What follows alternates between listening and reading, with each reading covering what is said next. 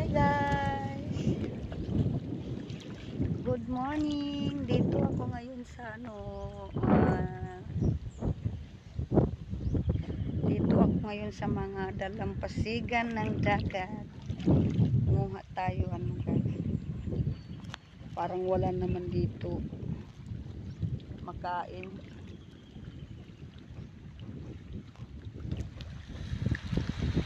Parang wala naman talaga. Hindi tayo makaulam kasi wala tayong nakikita wala tayong nakikita dito tayo ngayon sa dalampasigan ng dagat.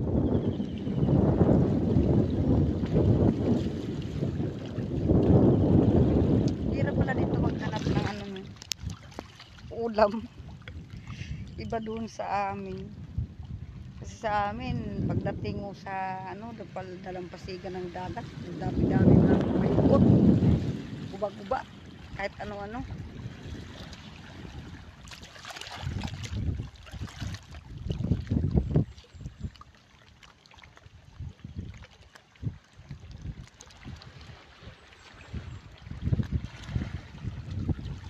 May magagalit na naman kasi nagba-vlog naman siya. Galit-galit na naman. Bakit ba talaga ang mga tao guys? Pag nagba-vlog yung tao, ba't naman sila magagalit sa iyo? Wala ka namang ginagawang masama. Ikaw lang naman yung Okay. Ang ganda yung sa kasi daw para daw kaming baliw mga vlogger. Kasi hindi nila alam ang ginagawa namin. Kaya ayan.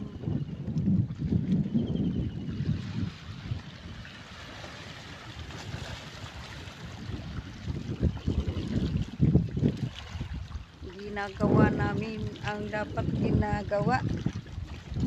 Yun ang dapat mag-report kung ano man yung nasa paligid. Hindi yung tawag na vlog o hindi. Balitang a little patrol. Little patroller ng mga barangay. Kung anong nasa paligid, yun ang dapat mong ibalita. Kasi yun ang dapat mong gawin. Huwag ka lang gumawa ng masama. Diba? Yan ang importante sa magbablog. Walang ginagawang masama. Ang importante, nagpapasaya ka, nagpapakita ka kung ano yung sa kapaligiran mo, yung totoo. Kahit iniisip sa iba, nabaliw ka.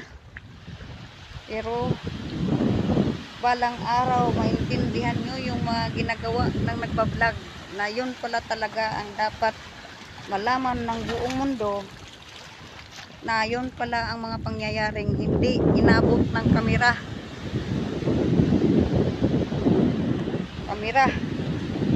Kaya yan, kung anong nasa paligid namin, yun ang aming ibabalita araw-araw, gabi-gabi, kahit may magagalit o binabawalan tayo.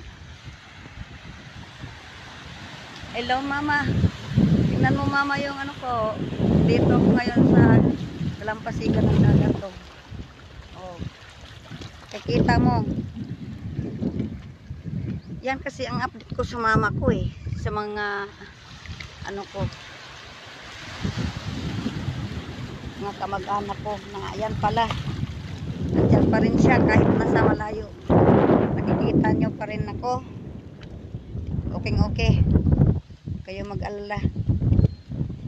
Hindi sila yung sisira sa buhay ko. Ako yung humawak ng buhay ko. Kaya ako yung gumawa ng tama. Kaya po, salamat sa inyong mga suporta. I love you guys.